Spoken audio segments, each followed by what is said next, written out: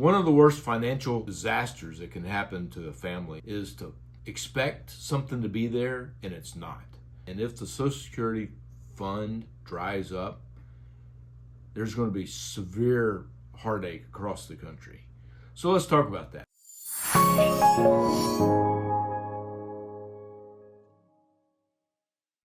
So, what is Social Security? Well, it was an act passed many, many decades ago. It's OASDI, Old Age Survivor's Benefit and Disability Insurance. So OASDI,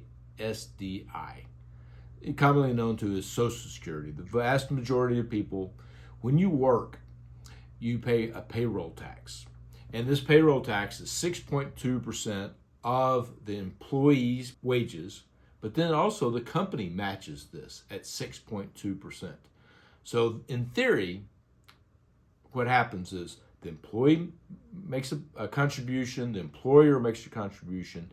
This goes straight into a trust fund that the government manages for the benefit of the citizens. Whenever somebody retires, or hopefully not a survivor, there's a widow or a widower, and then that person will receive survivor's benefit to help them in the widow stage. And disability, if someone's critically disabled, then they also will get disability income.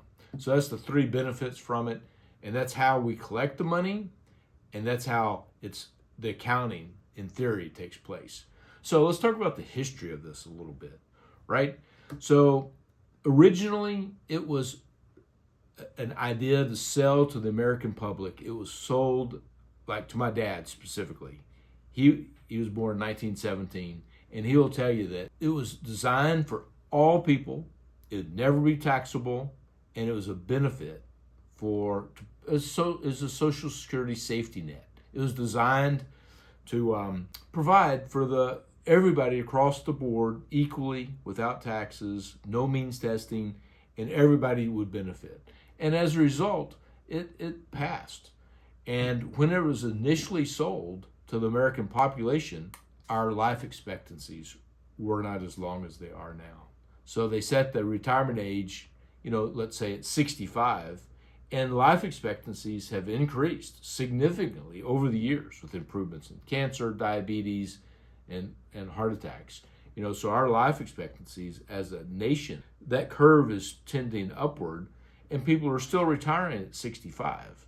So that means that longer periods are required to be on Social Security. I have clients that retire 65 and they can easily live 30 years. And Social Security is designed as a safety net, not as a total income replacement. So, we had pensions, and then those kind of morphed into 401ks, and you got Social Security. So it's a major component for most Americans. So let's look at the history of this. So as I mentioned, it's sold as a tax-free benefit for everybody. Well, really what happens, the payroll tax, I mentioned 6.2%. Well, when it was initially rolled out, that number was 1%. 1% for the person, the employee, 1% for the employer. So a total of 2%. So they've went from a total of 2% to 12.4%.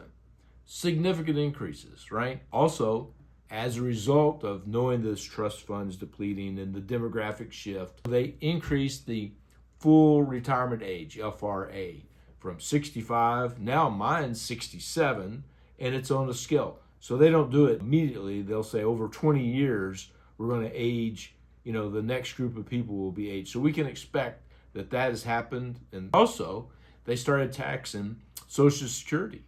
So now up to 85% of the Social Security that you receive can be taxed. And as I mentioned, that was a clear contradiction to the original way this was publicized and sold as a bill to the American population. So now it's taxable. The FRA has been increased, full retirement age, and they've went from 1% to 6.2% for the employee's portion of this. So it's went up sixfold. So there's a real risk that this needs to be changed. And what politicians do is they kick it down the road until it has to be done, and then and then action will be taken. So you'll read in the news that the Social Security Trust Fund is going to run out of money.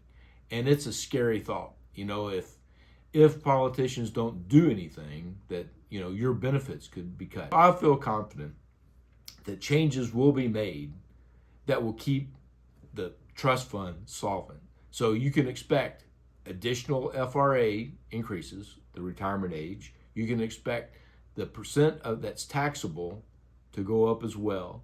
It's now 85% that's taxed. And also means testing. This is my opinion.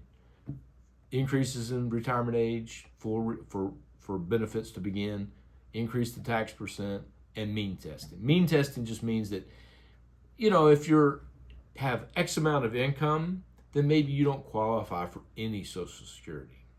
This is an intersection between financial planning and politics. So, there's all kinds of different opinions on this, and ultimately it'll be a compromise of politicians to make this work. And it's happened a couple of times, dozens of times, they've made changes to this law. All right, how does this impact actual planning? Okay, so I've done 250 financial plans. The majority of the people are nearing retirement. Then there's a group of people in the middle. And then we get the few that the younger generation in 24 to 34 are trying to, make sure your ducks are in a row. And I get a few of those clients, but the majority are over in the later years. But each three, we tend to treat them differently. The younger crew, they just don't believe Social Security is going to be there for them at all. So we don't include it in the financial model. We just exclude it. Okay, fine. If it's there, it's a net positive. If it's not there, that's okay. The middle group, that's a little different story. So the middle group's going to experience the FRA increase, the percent increase, the payroll tax, and also means testing. So if they're high income, their benefits might be constrained. So practically, what we do in planning, normally Social Security increases with the rate of inflation called CPI, and it goes up just right with it. So what we do is we'll just cut that rate in half. If the CPI is 3%, we'll assume inflation for Social Security is only going to grow 1.5%. So that, in essence, that's forcing the benefits to come down. Okay, the third group of people, this is the closer to retiree group. Now, in my opinion, these people are golden because they're near retirement. They've relied on this for, let's say, 40 years. They've paid into this. They have a covenant with the government that this money's going to be there and be available for them. So that's the three different groups, and that's how we plan for it. It's a big concern, Social Security, but I think there's a lot of hyperventilation about we're going to run out of money. The government, the politicians won't allow that to happen. But you can work with a financial advisor, and we can plan your future. We can include Social Security in your model, and feel free to give us a call. Reach out to the comments down below. Thank you for your time.